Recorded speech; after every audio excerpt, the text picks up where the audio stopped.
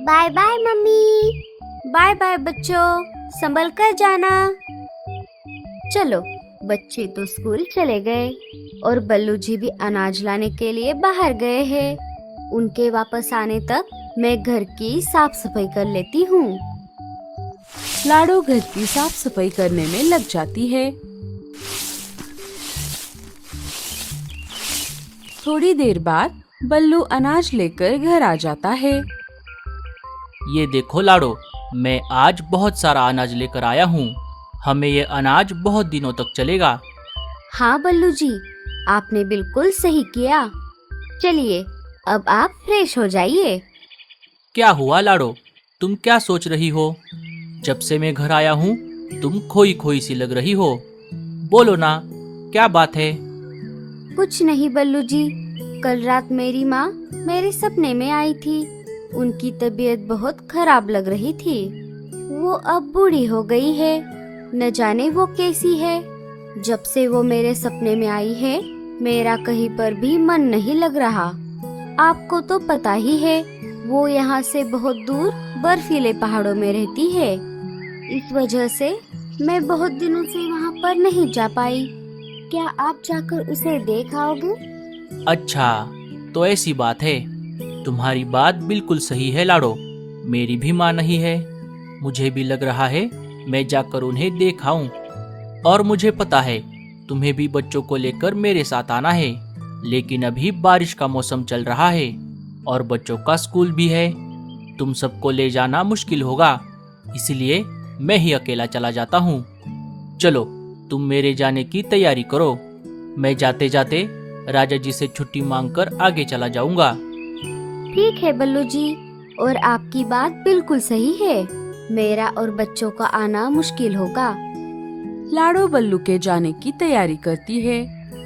वो बल्लू के सफर के लिए जरूरत की सारी चीजें जमा करके एक बैग में डाल देती है।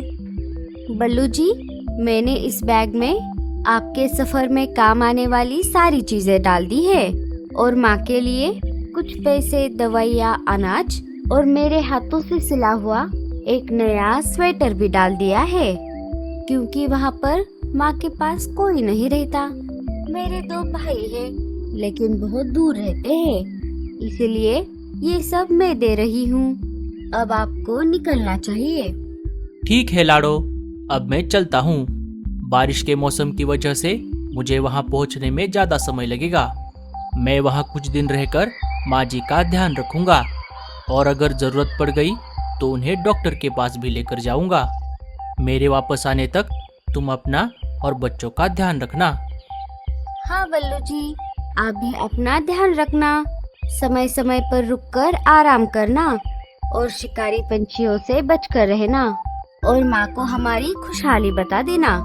ठीक है लाडो, मैं मेरा ध्यान रखूंगा और वापस जल्दी आने की कोशिश करूंगा। बल्लू घर से निकलने ही वाला था, तभी बच्चे स्कूल से वापस घर आ जाते हैं। लाडो सारी बात बच्चों को बता देती है। पापा, आप जल्दी आना। आपके बिना हमारा यहाँ पर दिल नहीं लगेगा। नानी से कहना हम उनको बहुत मिस करते हैं। हम छुट्टियों में उनसे मिलने आएंगे।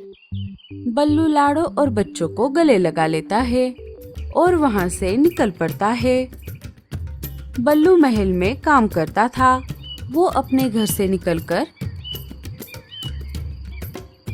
सीधा महल में राजा जी के पास आ जाता है और उन्हें सारी बात बता देता है। ठीक है बल्लू, तुम जाकर आओ। सफर में अपना ध्यान रखना और इधर लाडो और बच्चों की चिंता बिल्कुल मत करना। मैं सिपाहियों से उनका ध्यान रखने के लिए बोल दूंगा। शुक्रिया राजा जी, अब मैं चलता हूँ। बल्लू अपने सफर पर निकल पड़ता है।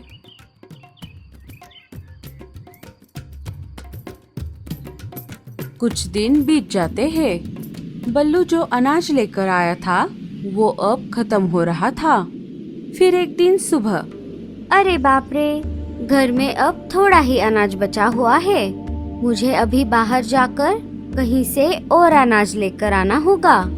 अभी बाहर बारिश भी नहीं है, मुझे अभी निकलना चाहिए। लेकिन आज संडे होने की वजह से स्कूल को छुट्टी है और मैं बच्चों को अकेले घर पर छोड़कर भी नहीं जा सकती। मैं एक काम करती हूँ, बच्चों को मीनू मौसी के यहाँ छोड़कर वहाँ से अनाज लाने के लिए आगे जाती हूँ। लाडो अपने बच्चों को लेकर वहाँ से निकल पड़ती है। थोड़ी देर बाद वो तीनों मीनू मौसी के घर आ जाते हैं।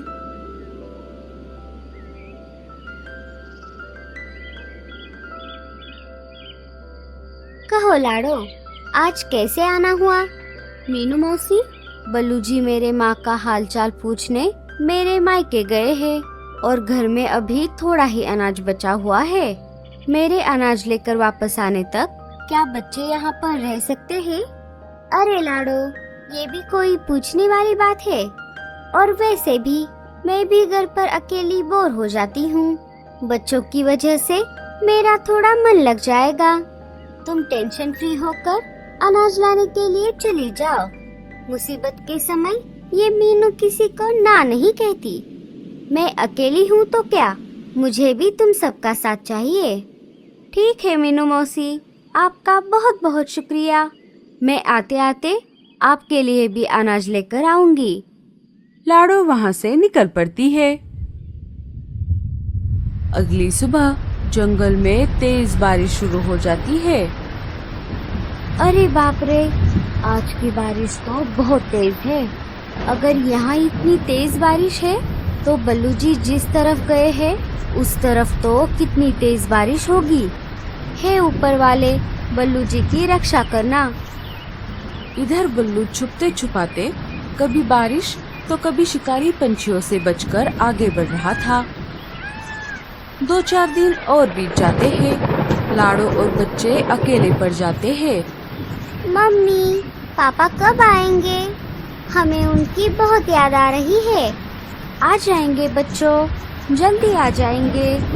थोड़ी देर बाद रानो और बुलबुल अपने बच्चों के साथ लाडो से मिलने उसके घर आ जाती है। बच्चे और लाडो उदास बैठे हुए थे। सारे बच्चे बाहर खेलने के लिए चले जाते हैं। क्या बात है लाडो, तुम इतनी उदास क्यों बैठी हो? क्या बताऊं बहनों, बल्लू जी मेरे माँ से मिलने यहाँ से बहुत दूर बर्फीले पहाड़ों की तरफ गए हैं। वो अब बूढ़ी हो गई है। बल्लू जी को गए बहुत दिन हो गए, न जाने वो कब वापस आएंगे। उनके बिना मैं और बच्चे अकेले पड़ गए हैं। अरे लाडो बहन, तुम चिंता मत करो। बर्फीले पहाड़ यहाँ से बहुत दूर है ना, और ऊपर से बारिश का मौसम भी चल रहा है, इसीलिए उन्हें देर हो गई होगी। वो बहुत जल्द घर वापस आ जाएंगे। हाँ लाडो, बुलबुल ने बिल्कुल सही कहा। और बल्लू भैया के वापस आने तक तुम एक काम क्यों नहीं करती? हमारे जंगल में बारिश की वजह से बहुत सारी नई नई सब्जियां आई है। तुम हमारे साथ बाजार में उन सब्जियों को बेचने चलो। इससे तुम्हें पैसे भी मिलेंगे और तुम्हारा दिन भी कट जाएगा। हाँ लाडो, ये बहुत बढ़िया रहेगा।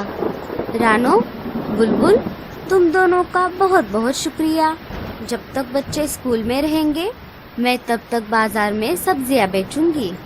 तुम सब तो हो ना मेरे साथ?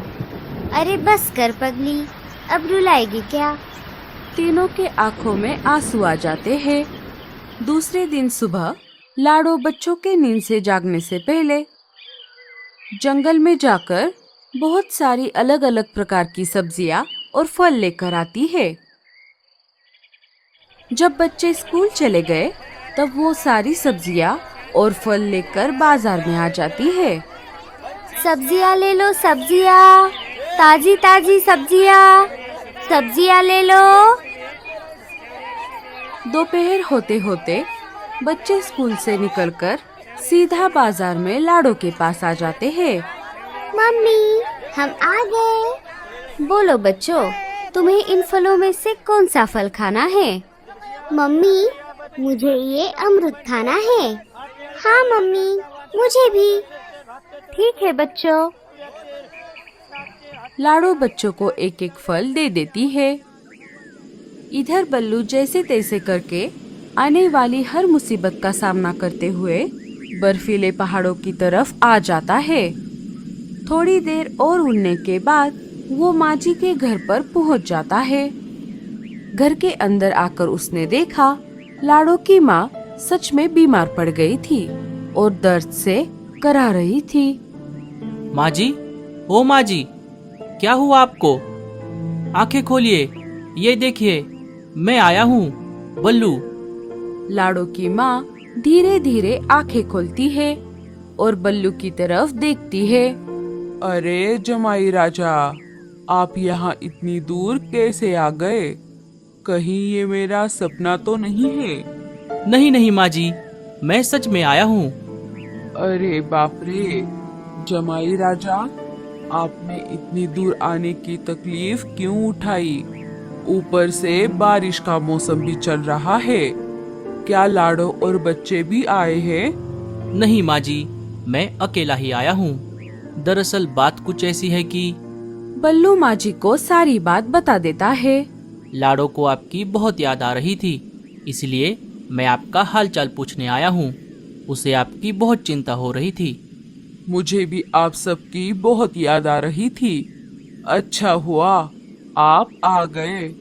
माँ जी, आप जरा उठ जाइए, मैं आपके लिए कुछ दवाइयाँ और खाना लेकर आया हूँ।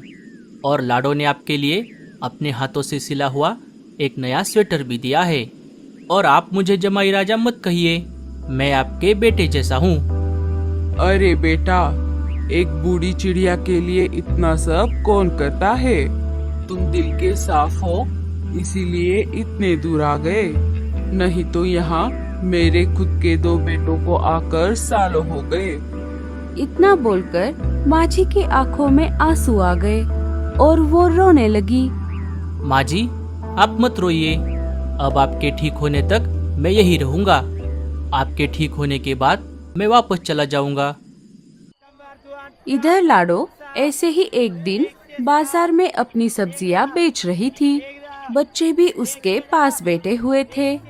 तभी 2-4 शिकारी पंछी सब्जी मंडी में आ जाते हैं और एक एक करके पंछियों को हफ्ते के लिए धमकाने लगते हैं और उनसे जबरदस्ती पैसे लेने लगते हैं। थोड़ी ही देर में वो लाडो, मीनू मौसी, बुलबुल और रानो के पास आ जाते हैं। चाल रही बुढ़िया, फटाफट से हफ्ता निकाल। आ गए रे फोकट का खाने वाले, इनको तो जरा भी शर्म नहीं है। हम जैसे गरीबों से मांग कर खाते हैं। अरे ओ बुढ़िया, जल्दी कर, फटाफट से हफ्ता निकाल। मीनू मौसी, ये सब कौन है और ये हमसे पैसे क्यों मांग रहे हैं? अरे क्या बताऊं लाडो, तुम सब्जी मंडी में नई आई हो ना, इसीलिए तुम्हें कुछ नहीं पता। ये शिकारी पंछी जब भी मन में आए तब यहाँ आकर हमसे जबरदस्ती पैसे मांगते हैं और ना देने पर हमारे बच्चों को उठाकर ले जाने की धमकी दे देते हैं। इसीलिए हम उन्हें चुपचाप पैसे दे देते हैं। ये बहुत खतरनाक है। पिछली बार ये कबूतर के बच्चों को उठाकर ले गए थे। तुम चुपचाप इन्हें पैसे दे दो। सारे उन शिकारी पंछियों को पैसे दे देते हैं, सिवाय लाडो को छोड़कर। मैं नहीं दूंगी, ये मेरे मेहनत के पैसे हैं। क्यों री चिड़िया, तुझे एक बार बताने पर समझ नहीं आ रहा? लगता है तू ऐसे नहीं मानेगी। बटले, काने, उठा लो इसके बच्चों को।